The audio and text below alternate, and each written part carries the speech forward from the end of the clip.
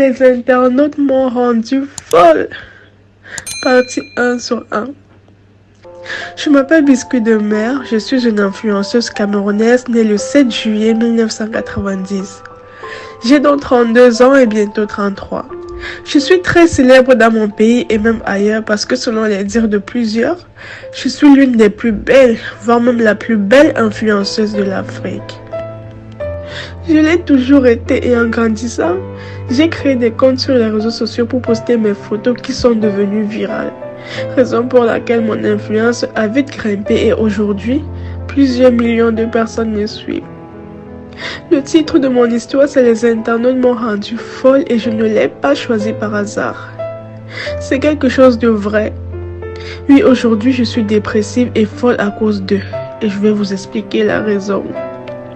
En effet, bien que je sois aimée par plusieurs personnes, je suis aussi détestée et beaucoup même. Tout ça pourquoi? Parce que je suis belle, riche et surtout parce que je ne laisse jamais qu'on me marche dessus. C'est que certaines prennent pour de l'arrogance alors que j'essaie juste de me défendre. Oui, j'avoue que j'ai parfois été hautaine et orgueilleuse. Mais ceux qui ont passé le temps et passent le temps à m'insulter sont-ils différents de moi?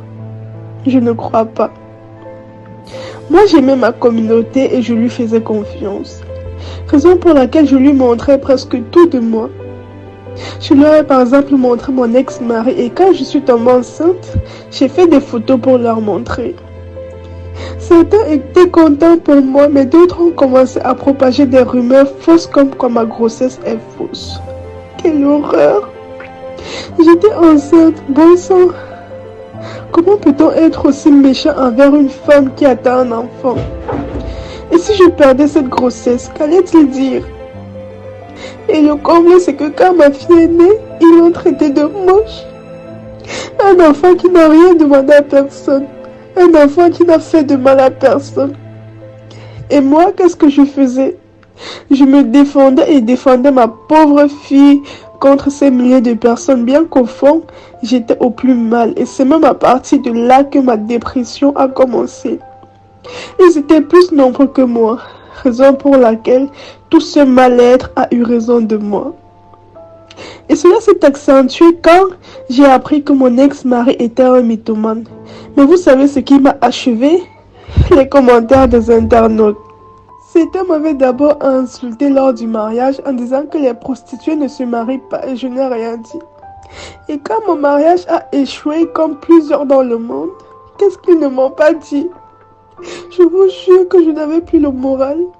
Même pour bien élever mes enfants, mes pauvres enfants que j'aime beaucoup d'ailleurs, je me demande qui va s'occuper d'eux quand je ne serai plus là. Je suis tellement détestée de partout que j'ai peur pour eux. Même le gardien que j'avais engagé et aidé s'est retourné contre moi, contre la main qu'il a nourri lui et sa famille. Et maintenant que je suis internée, il y a des gens qui m'insultent encore. J'ai même lu le commentaire d'une fille disant que je mérite tout ce qui m'arrive. Si Dieu qui est parfait est juste et fidèle pour pardonner, qui sommes-nous qui sommes imparfaits pour condamner d'autres imparfaits comme nous? Non, l'être humain est méchant, je vous assure. Ils ont oublié toutes ces fois où j'ai fait des dons dans des hôpitaux pour soutenir les malades et les femmes qui venaient d'accoucher. Ils ont oublié la façon dont j'ai encouragé nos pays africains lors des matchs.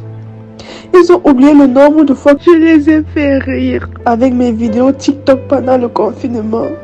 Oui, ils ont tout oublié pour se concentrer sur mes erreurs, comme si eux-mêmes n'en avaient pas. Ils m'ont rendu dépressive et folle, ok. Mais pardon, qu'ils laissent mes enfants en dehors de tout cela. Ils n'ont rien demandé et méritent de vivre normalement comme tout enfant devrait vivre. Je m'appelle Biscuit de Mer et voici mon histoire.